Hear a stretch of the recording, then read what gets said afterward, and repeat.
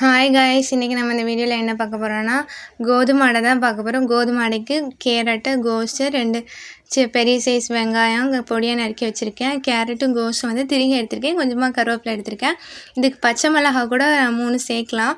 அது வந்து இப்போவே சேர்த்தா ரொம்ப காரமாக இருக்கும். நான் வந்து போடுறதுக்கு ஒரு 10 மினிட்ஸ் முன்னாடி சேர்த்துக்க போகிறேன். இப்போ ஒரு கடாய் எடுத்துக்கேன். கடாய் சூடானதும் 1 டேபிள் ஸ்பூன் அளவுக்கு எண்ணெய் சேர்த்து எல்லாத்தையும் கலந்து நல்லா வேக வச்சுக்கலாம். இதை வந்து பச்சையாக சேர்க்கலாம். ஆனால் கோஸோட பச்சை வாசனை வந்து ஒரு மாதிரி இருக்கும். ப்ளஸ் வந்து அதை வந்து சாப்பிட நல்லா இருக்காது. அதனால லைட்டாக வதக்கி எடுத்துக்கலாம். இந்த அளவுக்கு வதங்கினாலே போதுமானது. இப்போ வந்து கொஞ்சம் ஆற விட்டுட்டு லைட் ஹீட்டில் மாவு கொஞ்சம் கொஞ்சமாக சேர்த்து நல்லா பெசரிக்கோங்க. உப்பு இந்த ஸ்டேஜில் சேர்த்துக்கோங்க. இப்போ பார்த்திங்கன்னா நாங்கள் மாவுக்கு ஒரு கை மாவு சேர்த்துட்டு கொஞ்சமாக உப்பு சேர்த்துட்டு இப்போ தண்ணி ஊற்றி நல்லா பெசற போகிறேன். இப்போ வந்து அதை நல்லா பிசைஞ்சுக்கோங்க. இது ஓரளவு பிசைஞ்சதுக்கப்புறமா நீங்கள் வந்து அடுத்து மாவு சேர்த்து மிக்ஸ் பண்ணிக்கலாம். அப்போ வந்து உங்களுக்கு அந்த மாவுமே நல்லா கிடைக்கும். மற்றபடி அப்படியே விட்டிங்கன்னா அது வந்து நல்லா இருக்காது. மொத்தமாக சேர்த்து கலந்திங்கன்னா அது உங்களுக்குமே கஷ்டமாக இருக்கும்.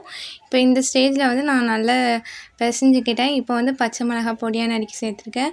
கலருக்காக கொஞ்சமாக மஞ்சள் சேர்த்துருக்கேன். நீங்கள் காய்கறி வதக்கும்போது கூட மஞ்சளும் உப்பு கொஞ்சம் சேர்த்துக்கலாம். நான் இந்த ஸ்டேஜில் சேர்த்துக்கிறேன்.